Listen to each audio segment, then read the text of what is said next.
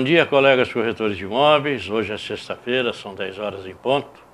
Estamos aqui iniciando mais um Cresce Esclarece, debatendo, conversando com os colegas a respeito do Código de Ética da profissão do corretor de imóveis.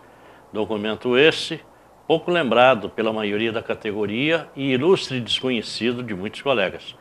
Infelizmente, as pessoas exercem a sua atividade e não dedicam um tempo a analisar a legislação da qual ele se submete, a legislação que regulamenta a sua atividade.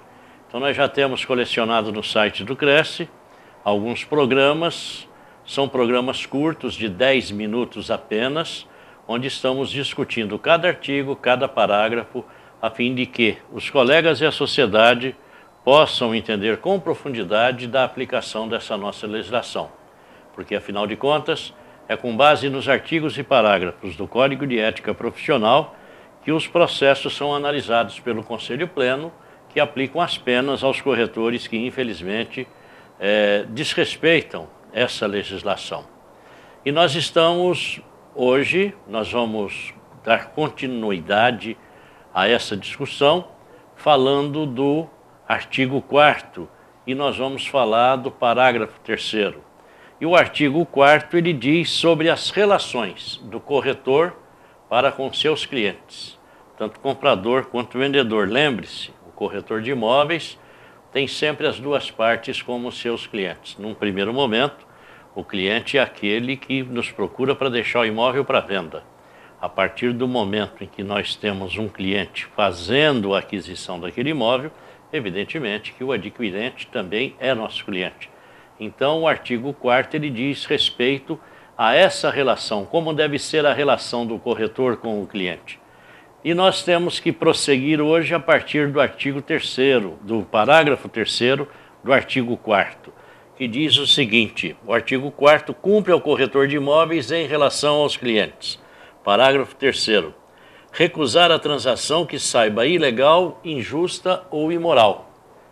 Então, está bem claro, você não pode aceitar uma transação que não respeite esses princípios da legalidade, da moralidade, porque, caso contrário, se você aceita, está infringindo o Código de Ética e inúmeras outras leis federais, estaduais, a lei do consumidor.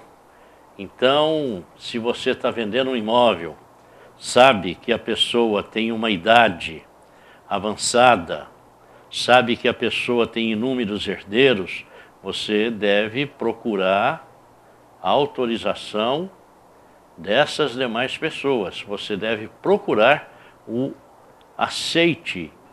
Você, quando vai vender um imóvel, tem que prestar muita atenção. A idade do vendedor. Você foi no cartório, onde ele tem a certidão de nascimento registrada, para verificar se ele está interditado por seus parentes ou não, ele está habilitado a fazer aquela transação. É um detalhe importante que poucos colegas se lembram de verificar.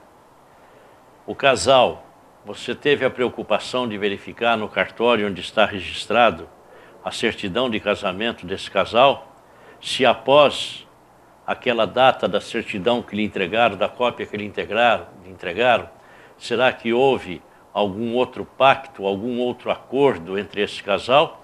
Se houve, está registrado lá no cartório. Então, poucos colegas têm esse tipo de preocupação, de verificar a situação atual do casal.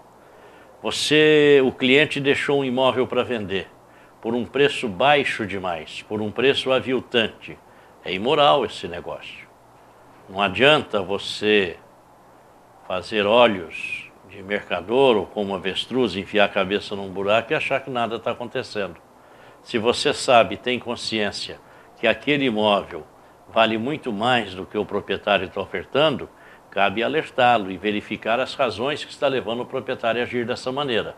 Se você aceitar vender este imóvel, provavelmente no futuro poderá haver problemas. Se algum dos eventuais futuros herdeiros se sentir prejudicado, poderão ingressar com ação solicitando que que a venda seja revista. Então nós temos que ter muita atenção. Negócios que você sabe que a documentação não está adequada para que a pessoa possa conseguir um registro. Também tem que levar em consideração, você não poderá realizar esse negócio. Muita atenção. Então são 3 quesitos importantíssimos: ilegal, injusta e imoral. O parágrafo 4º. Comunicar imediatamente ao cliente o recebimento de valores ou documentos a eles destinados. Então, veja, o corretor de imóveis recebe um sinal em princípio de pagamento. Tem que imediatamente colocar à disposição do proprietário e vendedor. Chegou o documento para elaborar qualquer outro documento que tenha que dar efeito a uma proposta, a um contrato inicial, tem que avisar de pronto, de imediato. Quando você tem dificuldade de localizar o proprietário, de formalizar este contato, você deve enviar um telegrama imediatamente para que você tenha um documento que lhe isente da responsabilidade de no futuro você ser considerado uma pessoa que foi inapta para cuidar da transação. Então, muita atenção, são 2 pequenos parágrafos que a princípio são muito singelos e simples, mas que nos traz obrigações imensas. Então nós estamos encerrando, já se foram os nossos 10 minutos, eu quero dizer para os colegas, dúvidas, por favor, envie o e-mail para o Cresce, aí pela própria TV Cresce, nós iremos respondê-las com a maior satisfação do mundo, você receberá a resposta do Cresce.